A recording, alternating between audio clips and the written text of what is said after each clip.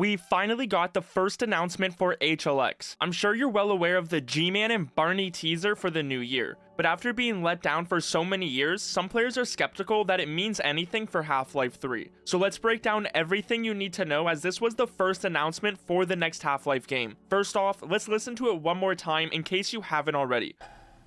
Another year already. Good to see and hear from so many of you. May the next quarter century deliver as many unexpected surprises as did the millenniums first. And again, time is fluid, like music. See you in the new year.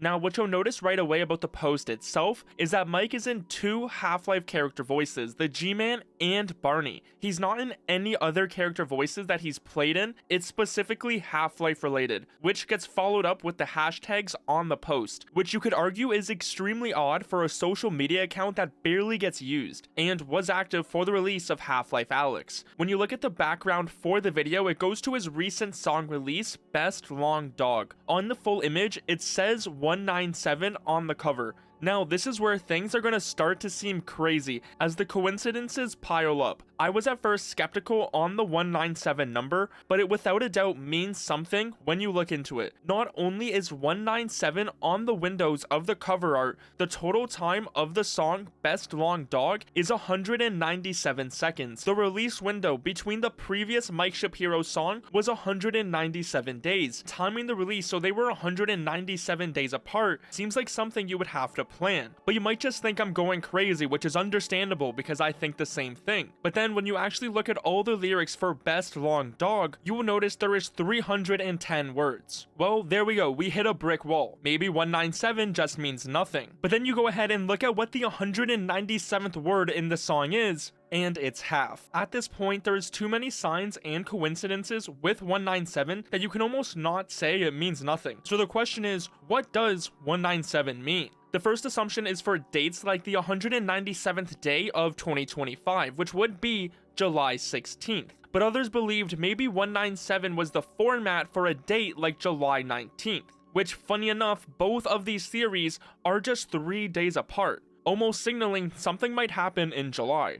But the thing is, we of course can't forget about Valve time and how they have no need to stick to deadlines and will delay games if they need to, which makes me a bit skeptical on the 197 being for the date. But it's very clear 197 has a significance either way, as there's too many things pointing towards that number. That's where others have even pointed out the 197 isotope of gold, which doesn't have a half-life. But also, Gone Gold is its own term referring to games that are nearing release. There is a lot of other connections players are finding, but easily the biggest one is from a Mike Shapiro interview after Half-Life Alyx released, talking about how he wants to announce a game on Twitter. I'll announce it on my Twitter feed when I'm allowed to, but this is going to be such a mind-blowing re-up from what people have come to know. It's going to make people have a complete re-understanding of what they thought they knew about the story in the game prior to it. And I don't even know if people are expecting it. It's going to be a kind of blast from the past. Then when the interviewer pointed out that some players were upset Half-Life Alyx wasn't Half-Life 3, and if this other project is in the same ballpark as a new Half-Life game, Mike Shapiro said, "I hear your question, and I want to honor it, but I want to be true to my commitments to not spoil surprises. Do you have a buddy you haven't seen in a long time and you barely think you'll see that person again? Maybe." And continued with, "Then if that person were to show up, you'd be like, oh man, that's awesome." I think that's probably more than I can say. So what game do you think Mike Shapiro was talking about here? The only other game he has been in since Half-Life Alyx was Horizon Forbidden West, which some might say is what he's talking about in this interview, but how could that game be such a blast from the past when the games are only separated by a few years? Wow, what we know for HLX is that it would be continuing on from the episode 2 storyline, but with the Alyx ending. So could this video be the announcement Mike Shapiro has been wanting to do, as his last tweet before this was about Half-Life Alyx in 2020? It fits right in with his character, who has been watching, waiting to speak. Watching, waiting for the moment to speak. With all this news, you would have to be ignoring all of it to think this video from the G-Man and Barney isn't related to a new Half-Life game. As for one, it has already been confirmed since Half-Life Alyx. The fact Gaben talked about the ending of Half-Life Alyx in the recent documentary, which is a clear teaser for what's next in the Half-Life series, and then Gabe also gave his ending quote about innovation, it's a clear sign they have more coming soon for Half-Life. I think that Half-Life represents a tool we have and promises made to customers to capitalize on innovation and opportunities to build game experiences that haven't been involved previously. And I think that there are no shortage of those opportunities facing us as an industry right now.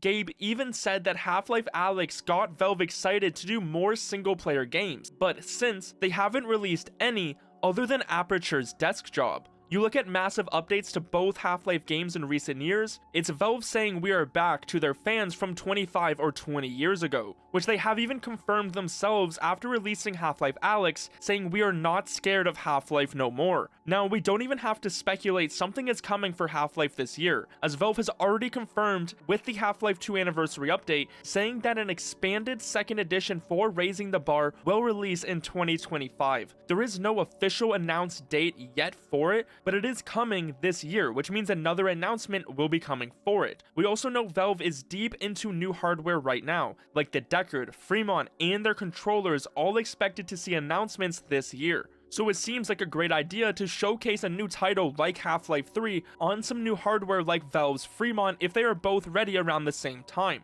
We know Valve wanted to release Half-Life Alyx with the Index, but had to delay it, so you add in all the leaks about HLX in the recent months, it's hard to deny that something isn't coming for the Half-Life series. And as Mike Shapiro says in this video, See you in the new year.